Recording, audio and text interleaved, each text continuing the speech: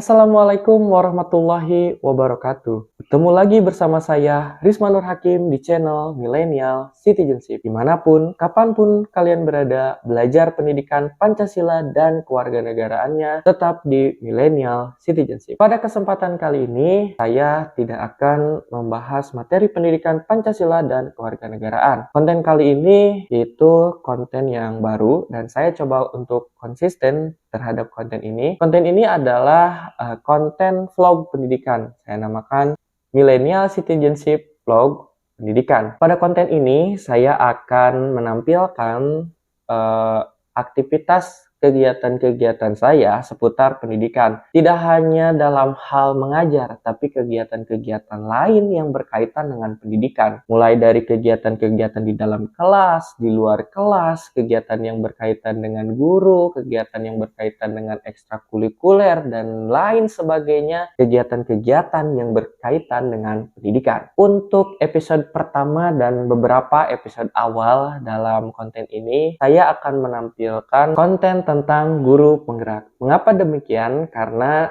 secara pribadi saya sedang menempuh pendidikan guru penggerak angkatan 10. Jadi saya akan berbagi, kalau di konten-konten lain mungkin banyak yang berbagi tentang bagaimana tugas gitu ya, bagaimana pembuatan pengerjaan-pengerjaan di LMS, atau memang kegiatan-kegiatan lain yang ada di guru penggerak. Nah, khusus konten saya ini, saya akan memperlihatkan bagaimana proses pendidikan guru penggerak itu dari sudut pandang saya ketika mengikuti guru penggerak. Dan mungkin kegiatan-kegiatan yang ada dalam fase guru penggerak ini juga saya akan tampilkan kepada teman-teman atau sobat milenial semua. Baik, langsung saja untuk kegiatan atau episode pertama ini, saya akan mengawali dengan bagaimana saya mengikuti guru penggerak. Proses awal saya mengikuti guru penggerak ini, pertama memang karena saya ingin belajar mengenai hal-hal baru, terutama tentang regulasi atau peraturan atau juga kebijakan yang dikeluarkan oleh Kementerian Pendidikan mengenai kurikulum merdeka, filosofis pendidikan menurut Ki Hajar Dewantara, dan lain sebagainya. Karena pertama kali saya menggunakan PMM atau platform Merdeka Mengajar, dalam platform tersebut saya melihat sesuatu yang menarik untuk dipelajari. Dan memang sangat, menurut saya, itu hal yang fundamental yang harus dipahami oleh guru dalam memberikan pembelajaran terhadap peserta didik. Akhirnya saya memutuskan untuk mengikuti guru penggerak, pendidikan guru penggerak. Dimulai dari seleksi, saya mengikuti seleksi. Sebetulnya kalau saya boleh kategorikan, memang seleksinya itu hanya 2 kali. Yang pertama esai, yang kedua wawancara dan simulasi mengajar. Jadi simulasi mengajar dan wawancara ini, kalau tes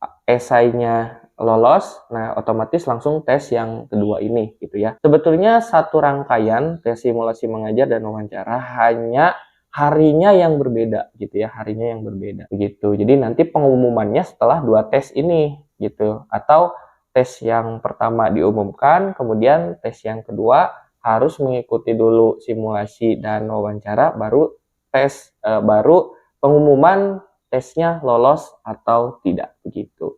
Nah, saya mengikuti ini dari rangkaian tes awal. Saya mengikuti esai begitu ya, bagaimana saya harus mengisi esai. Sebetulnya dalam mengisi esai, karena sebelum mengisi esai itu kan kita mengisi biodata diri, kemudian kita mengisi esai. Dalam menulis esai, menjawab pertanyaan-pertanyaan yang ada dalam esai ini, sebetulnya adalah hal-hal yang kita lakukan dalam sehari-hari kita mengajar sebagai guru. Bukan hanya mengajar, tapi semua kegiatan yang berkaitan dengan peran kita sebagai guru. Jadi artinya esai ini harus kita jawab dengan kemampuan bagaimana menarasikan, mendeskripsikan apa yang kita lakukan dalam tugas kita, peran kita sebagai guru di sekolah gitu. Jadi artinya yang harus dipersiapkan nih kalau teman-teman mau ikut guru penggerak, ya harus kemampuan menulis, menarasikan atau mendeskripsikan apa yang kita lakukan.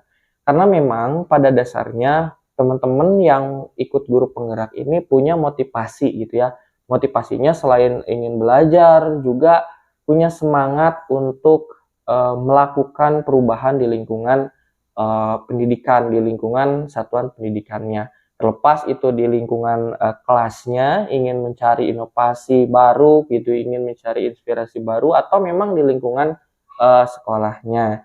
Artinya mereka juga sebelum ikut guru penggerak sudah punya motivasi itu dan mencoba hal-hal yang menarik menurut saya atau inovatif menurut saya yang kemudian bisa dituangkan dalam esai tersebut. Saya tidak bisa sampaikan apa saja soalnya, tapi nanti secara garis besar kita harus mendeskripsikan apa yang kita lakukan di sekolah gitu ya. Artinya kemampuan menarasikan atau mendeskripsikan apa yang kita lakukan, nah itu harus juga dipahami gitu ya, harus diasah. Karena tidak menurut saya, karena sebagian orang mereka melakukan hal-hal yang inovatif, menarik, keren gitu ya, solutif terhadap persoalan, tapi ketika menarasikan, mendeskripsikan apa yang mereka lakukan, nah itu suka kehilangan kata-kata, bingung terhadap kata-kata, pembendaharaan kata sedikit, atau memang bingung harus mulai dari mana. Nah itu yang kemudian harus diasah gitu ya untuk menyelesaikan tes menulis esai. Karena memang dibatas gitu ya dalam penulisan esai. Bukan dibatas, tapi lebih ke ada minimumnya berapa kata kalau tidak berapa kata atau berapa karakter yang harus ditulis di dalam tes esai itu. Oke, selanjutnya tes wawancara dan simulasi. Pada dasarnya tes wawancara dan simulasi juga berkaitan dengan apa yang sudah kita lakukan selama menjadi guru gitu ya. Karena kalau persyaratan menjadi guru penggerak itu kan minimal 5 tahun menjadi guru. Artinya sudah ada pengalaman yang sudah kita dapatkan, terutama dalam mengajar peserta didik gitu ya, mendidik peserta didik gitu. Jadi bagaimana kita memberikan kualitas pelayanan pendidikan terhadap murid gitu ya. Kemudian bagaimana fokus kita melaksanakan pendidikan yang berpusat pada murid. Nah itu juga harus disampaikan gitu ya, karena pastilah 5 tahun mengajar itu banyak pengalaman yang bisa di-share dan tentu digali oleh para penilai gitu ya. Saya juga tidak bisa sampaikan apa pertanyaannya, bagaimana jawabannya, tapi yang jelas begitu kuncinya. Baik itu di wawancara, kalau simulasi mengajar ya kita kan sebetulnya terbiasa begitu ya mengajar. Hanya memang dipersiapkan saja karena waktunya kalau tidak salah hanya 10 menit untuk menyampaikan rencana pembelajaran atau modul ajar yang kita sudah unggah pada saat pendaftaran. Begitu ya. Nah, itu proses seleksi dari guru penggerak. Dan alhamdulillah gitu ya, karena itu jaraknya jauh sekali begitu ya dari tes awal menulis biodata, kemudian menulis kisi-kisi menulis esai sampai dengan tes wawancara, kemudian tes simulasi mengajar, kemudian tes wawancara, itu waktunya lama. Menunggu. Alhamdulillah akhirnya setelah pengumuman saya terpilih menjadi calon guru penggerak. Artinya bisa mengikuti pendidikan guru penggerak angkatan 10 yang dilaksanakan bulan Maret gitu ya. Pendidikannya dimulai dari pembukaan, pembekalan, bagaimana cara menggunakan LMS. Jadi sobat milenial, guru-guru di sini yang menonton video saya tidak perlu khawatir bagaimana cara melaksanakan LMS-nya. Ini bagaimana. Tidak usah tidak khawatir seperti itu karena nanti juga ada pembekalan bagaimana cara mengoperasikan LMS itu, kemudian aturan main dalam guru penggerak, kita akan berapa lama waktu yang ditempuh gitu ya selama pendidikan guru penggerak, itu semua disampaikan pada saat pembekalan. Jadi harus ikut gitu ya, pembekalan atau pas pembukaan itu.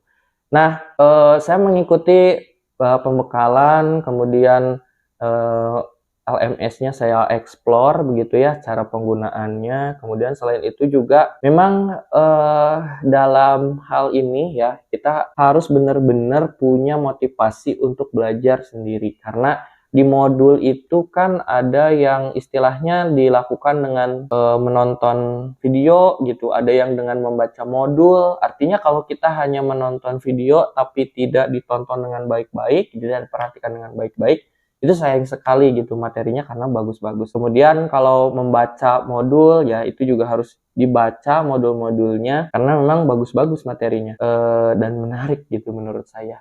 Setelah itu ada ruang kolaborasi gitu ya, dimana kita dengan fasilitator ya bertemu tatap maya melalui Google Meet, berdiskusi tentang pembelajaran-pembelajaran yang kita ikuti. Jadi alurnya itu merdeka ya. Dengan alur merdeka, jadi berbagai hal bisa dilakukan dilakukan di sana, termasuk tadi ya. Ini yang saya sangat senangi itu ketika berdiskusi bersama dengan fasilitator di ruang kolaborasi. Karena kita bisa berdiskusi secara langsung baik dengan fasilitator atau dengan guru-guru penggerak yang lainnya. Pada saat saya membuat video ini, saya sedang ada di modul 1.2 dan selesai di modul 1.1.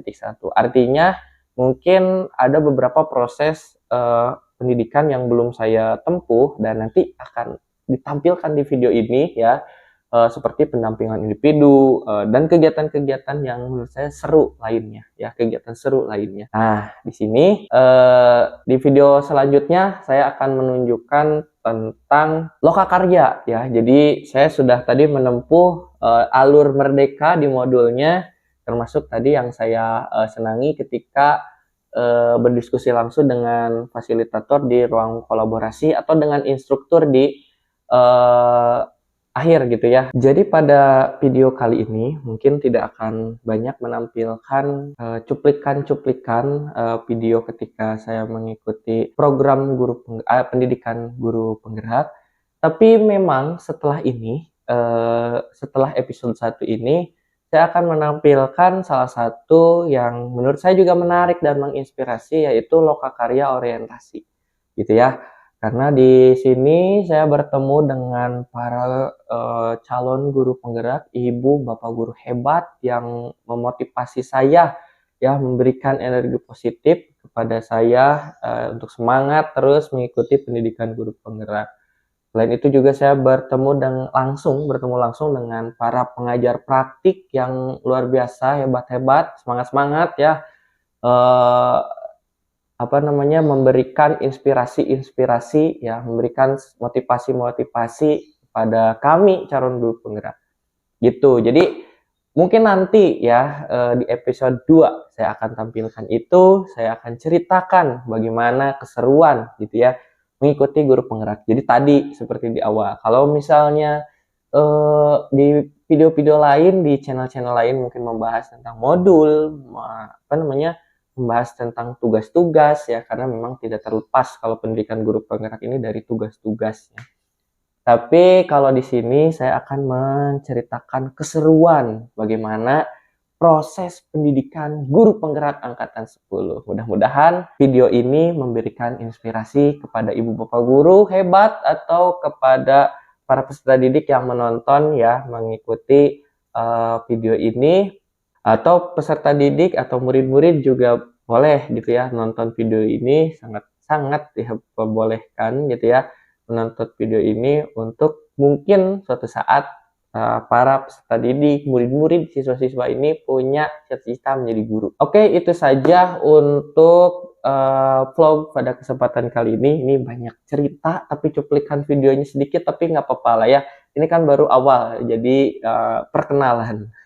Bagaimana milenial vlog pendidikan ini nanti akan dikemas ke depannya. Ya, doakan semuanya sehat dan sukses gitu ya. Terima kasih untuk perhatiannya. Mohon maaf apabila ada kesalahan para sobat milenial, baik murid ataupun guru-guru hebat. Terima kasih. Wassalamualaikum warahmatullahi wabarakatuh.